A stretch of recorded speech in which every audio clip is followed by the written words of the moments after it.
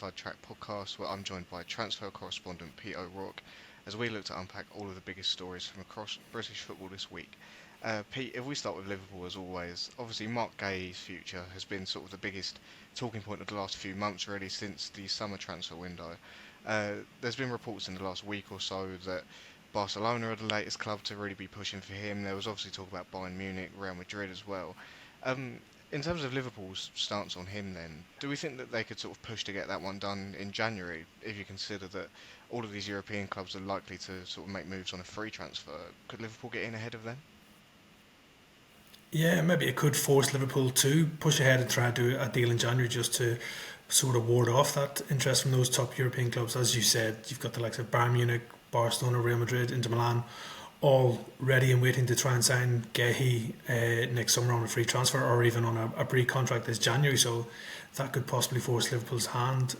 Initially, after the move broke down to Anfield in the summer transfer window on deadline day, it was suggested that Liverpool wouldn't move for Guehi in January and would wait until summer and try and sign him on a free transfer.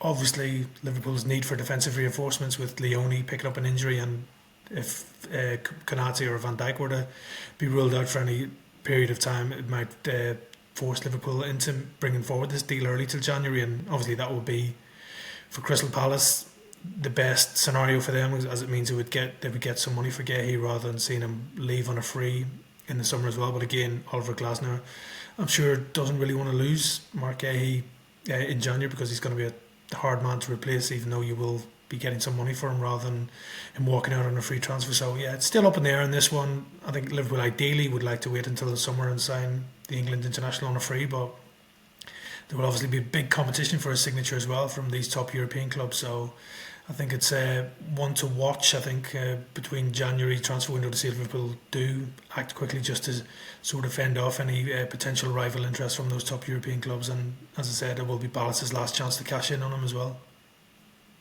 In terms of other players Liverpool have been looking at, they've been linked with a move for AZ star Keith Smith. Um, he played actually against Palace a couple of weeks ago in the Conference League. I thought he was really good in that game, looked really impressive. Palace have been linked with that move, so that's why I was sort of keeping an eye on him. Newcastle have been linked with him as well. Do you think Liverpool would be prepared to sort of join that race? Maybe sort of look if they can get a deal done when the transfer window opens?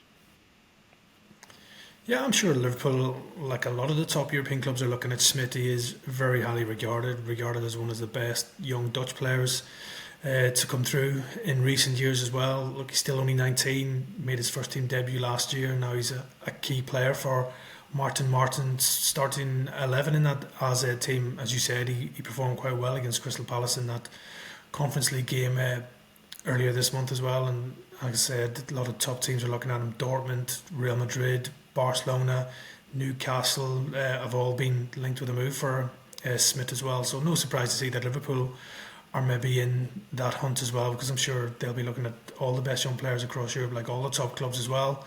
Not an easy deal to do. I'd be very surprised if anything was to happen in January. He's under contract at AZ until 2028, and I'm sure AZ don't want to lose such a key player like Smith midway through the season, as they are trying to battle for Champions League qualification next year as well. It's currently sitting in third position in the Eredivisie as well. So I'm sure it's a player that Liverpool boss Arne Slot is well aware of with his Dutch connections. He's obviously an ex-AZ manager as well. So yeah, I'm sure he'll be well aware of the talents of Smith, and he's probably a player that Liverpool will continue to keep tabs on. But I don't see a move happening in the January window. Maybe in the summer, AZ might be more open to selling him, but again, it would be a big fee, I think, for them to sell him, probably looking at a club record deal of excess of £25 million. Moving on to Man United then, another of the sort of long-term talking points, I suppose, in similar vein to Gay, where these sort of rumours don't seem to be going away, is about Kobbie Mainoo's future. He recently has been suggested that he could even sign potentially a new contract at Man United. They might look to get him tied down. Given all the sort of speculation about him and his lack of playing time there, is that really a possibility or even something they're considering? I'm sure it's something that United would definitely be interested in doing. Look, they've been in talks with Mainoo for a while now over a new contract. Nothing's been agreed as yet, and suggestions are now that contract talks have been put on hold because of his uncertain future at Old Trafford. Look, we know Mainoo was interested in a move away in the summer window, as he knew he wasn't going to be playing regularly for Ruben Amorim's side. United kept hold of him, but obviously those rumours will recirculate in the January window because he's not played enough for United this season. I don't think he's started a Premier League game so far this season with Bruno Fernandes, Casemiro, Ruben Amorim's preferred midfield duo. And obviously Mainoo does have that England squad in his sights. He wants to be part of Thomas Tuchel's World Cup squad as well, which right now probably looks hard for him to break back into that England squad because he's not playing regularly. And for United on their part, they don't really want to lose Kobbie Mainoo. That's why they blocked the move in the summer window. And obviously I think they'd be reluctant to let him go in January as well, because United want to be competing to finish in that top four if they can, and if there's any injuries in that midfield, it might open the door for Mainoo to get a run on the side as well. So look, I'm sure there's a lot of clubs monitoring Kobbie Mainoo's situation at United. Napoli seem to be the front runners and are strongly linked with him and would love the chance to bring him to Italy, as they have had great success in bringing Scott McTominay from Manchester United as well. They feel that Mainoo could come in and have a similar impact as well, but I'm sure Man United don't really want to lose Mainoo. They wouldn't let him go without a replacement anyway, because the squad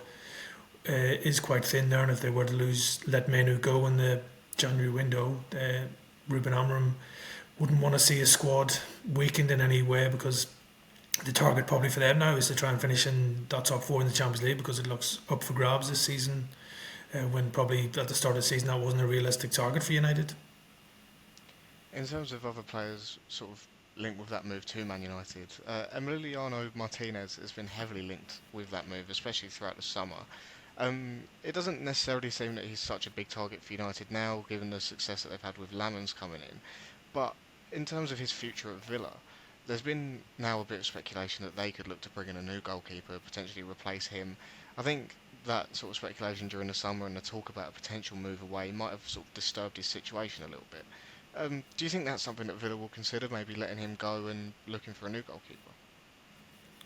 Yeah, potentially. Look, it was fully expected that Martinez would leave Villa in the summer transfer window. It looked like a move to United was on the cards before it fell down, and obviously United have brought in Lemons, and he's been very good since breaking into Ruben Amorim's side as well. So their need for a goalkeeper has lessened now, and Lemons is now the undisputed number one choice, first choice at United as well. But Martinez, as I said, he was left out at the start of the season as well. I think he missed the Crystal Palace game with Marco Bizzo coming into the Villa side as well, and then Martinez has won his place back under Unai Emery. But it's quite interesting that he's been stripped of the vice captaincy at Villa Park as well, so that would raise long-term question marks over his long-term future at Villa Park as well. Still a key player for them. He's kept 3 clean sheets in his last 4 matches, and on his day still one of the best goalkeepers in the world. I think you saw that in the performance against Bournemouth. He made that brilliant penalty save from Antoine Semenyo. He's under contract until 2029, so if Villa were to sell him, they would command a big fee for him, but I think it would be a big risk to let him go in January without a replacement lined up, because I'm not sure that Bizzo is ready to step up and be Villa's number one anytime soon as well. So if they are to listen to offers for him, they will definitely need to bring in a replacement. Moving on to Man City then, we spoke recently on the pod about Nathaniel Brown, a left back who City have been quite heavily linked with. I think at the time we said that they're not necessarily looking to sign a left back at the moment, but given the level of interest in Brown and sort of the talent that he's shown over in the Bundesliga, do you think that could change City's mind, or is it maybe a long-term target rather than one that we can expect in January?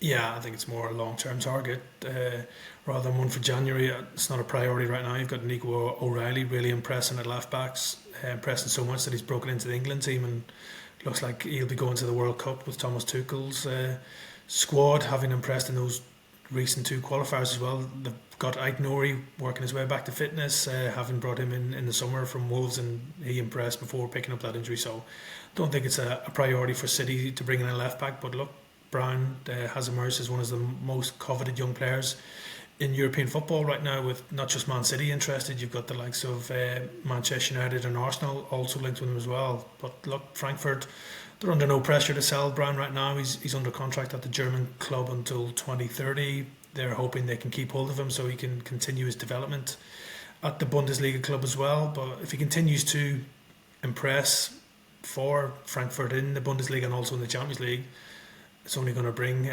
more clubs onto the radar for him as well. So I can't see any move happening in January. But if he goes away to the World Cup with Germany and somewhere enhances his reputation even more, I'm sure Frankfurt will be bracing themselves for substantial interest in Brown in the summer, and that's when their resolve could be really tested by Premier League clubs and also other European top clubs. Another young talent that City have been looking at in the Bundesliga is Cologne winger Said El Mala. He looks like he's had a really good season so far. Now City apparently have had scouts keeping sort of tabs on his performances. What would it take him to get him out of Cologne at the moment, given sort of the way that he's broke through into their team?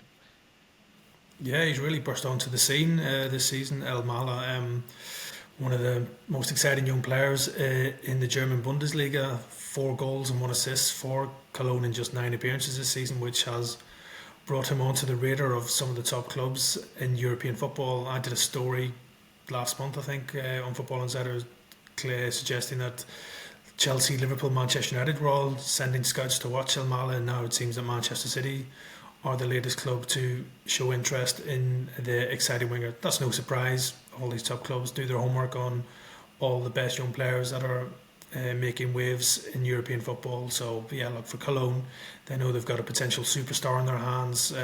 He's under contract until 2030, so no immediate pressure from Cologne to try and cash in on him. And I'm sure the player for himself would probably be best to get a full season under his belt at Cologne. But if he continues to impress for them, I'm sure there'll be a lot of clubs who'll be looking to sign him in the summer window.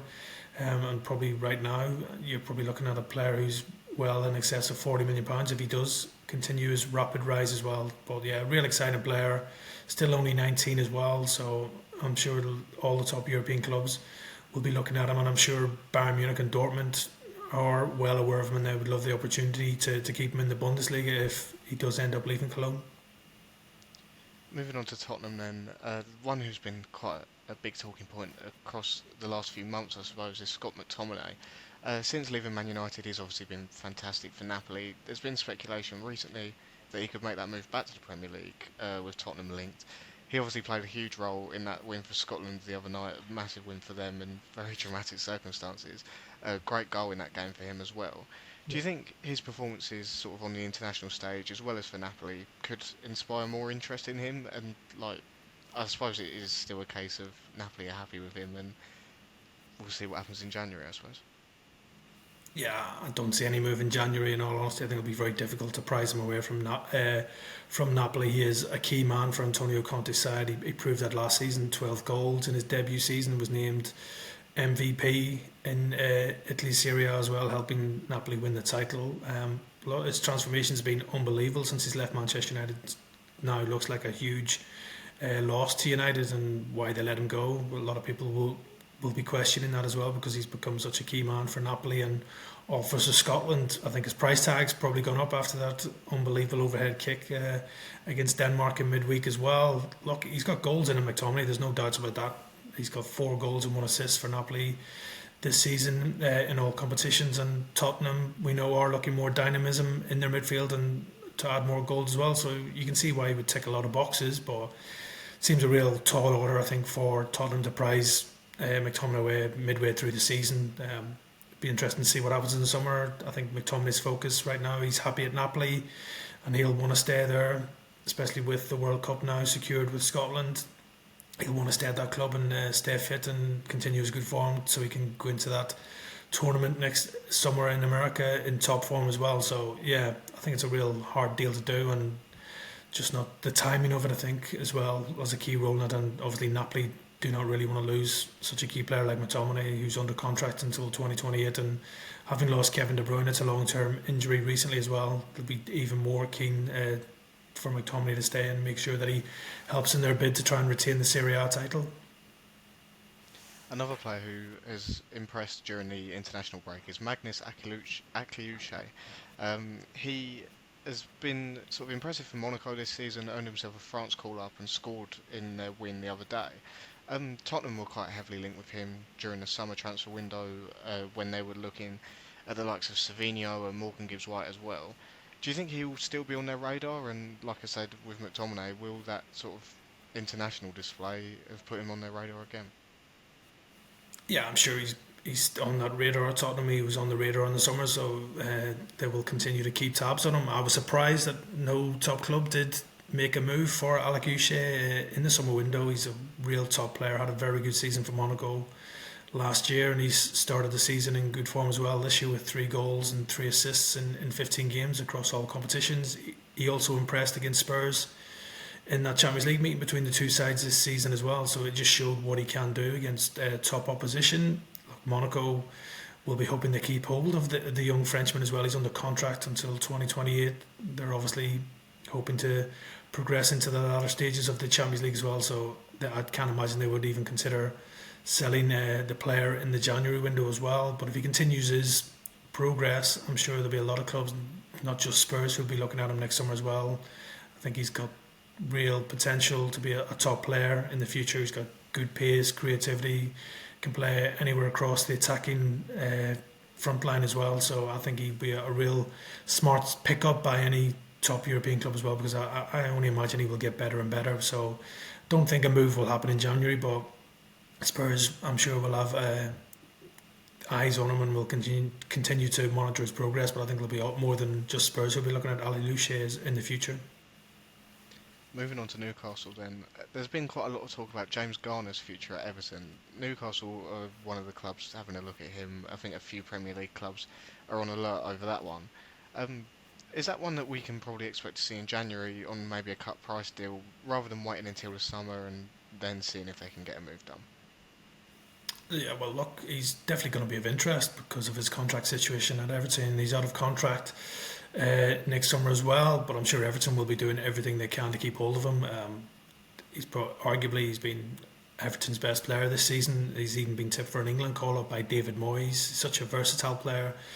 He can play midfield. He's filled in at right back and left back for Everton, so that just shows his importance to the Everton side. So I'm sure with his contract situation that Everton will be looking to sit down and discuss a new contract with him, because David Moyes would be loath to lose such a key player as James Garner. But no surprise with his performances this season and also his contract situation that you've got the likes of Newcastle, Villa, Forest, West Ham all interested in Garner. But I'm sure Everton will be doing everything they possibly can to tie him down to a new deal. They've obviously tied down some of their other key players like Pickford and Tarkowski to new contracts, so I'm sure they'll be looking to do similar with Garner, because they'll be hoping to keep him for the long term. Fabian Schär is another player out of contract at the end of the season, obviously in terms of leaving Newcastle this time. Um, there's been apparent interest from Bundesliga clubs, and I'm sure a couple of other sides across Europe as well. What's Newcastle's stance on his future? Do they want to get him tied down, or are they sort of open to that potential exit? I think they would like to keep Fabian Schär. He still remains a key member of that Newcastle squad. Obviously he's not played as much recently, but he did start the first 4 Premier League games this season, but then lost his place when he picked up that head injury against Barcelona in the Champions League, and Malik Thiaw came in, and Thiaw's been outstanding since he's got that chance in central defence alongside Sven Botman, and it's obviously been hard for Schär to break back into that side. Obviously Schär is out of contract at the end of the season, and there is interest from overseas in Schär potentially on a free transfer, which doesn't come as a surprise. He's a top player. He's proven that at Newcastle last year. He was instrumental in their success last season and winning the Carabao Cup and qualifying for the Champions League as well. So, but I think Eddie Howe ideally would like to keep hold of Fabian Schär. He definitely won't want to lose him mid-season, especially given their current struggles in the Premier League, where their away form has been so disappointing, and obviously they've had injury problems at the back as well, so they definitely won't be looking to cash in on Schär in the January window. And I'm sure talks are ongoing, and ideally Newcastle would like to keep hold of Fabian Schär, but a lot will depend on the player, whether he wants to stay or not. If he's not playing regularly at this stage of his career, he could maybe be tempted by a move away in search of regular first team football. There's been a lot of speculation in terms of incoming players at Newcastle. Obviously, we spoke about Garner just now, so they're clearly looking to strengthen in midfield. There's been speculation about strikers, centre-backs, wingers, all sorts. Ahead of the January window, what positions do you expect that they'll be prioritising? Yeah, I think obviously Newcastle. There's been a lot of talk about their squad and is it strong enough? Probably big concern for Eddie Howe is maybe the lack of cover, especially at fullback. They've been badly hampered by the injuries to Tino Livramento and Lewis Hall. Dan Burn has filled in at left back, but he did struggle in that last game against Brentford because Dan Burn's best position we know is centre back. That's where he plays for England. So maybe cover at left back and right back with Kieran Trippier not getting any younger either. That could be something that Newcastle could look at. I also think centre midfield cover would be something that Eddie Howe would ideally like to do. That's probably why they're being linked with James Garner as well. Obviously, when their midfield is all fully fit, it's one of the best midfields in the Premier League when you've got Bruno Guimaraes, Sandro Tonali and Joe Linton in that team. But if any of those players are injured, it's definitely a drop down from their midfield as well. So Eddie Howe would be looking to maybe add to his options there. I also think, obviously, with a lot of talk about strikers, with the whole situation with Alexander Isak leaving so late in the window, still waiting to get Johan Wissa fully fit, and I think that'll be a priority to get him fully fit. But if a player was to leave, then maybe like there's been talk that Osula could leave, but I don't think Newcastle would let him leave without bringing in a replacement as well. So I would expect Newcastle, they do have money to spend in January, that they could be active in the window if they need to add to their squad.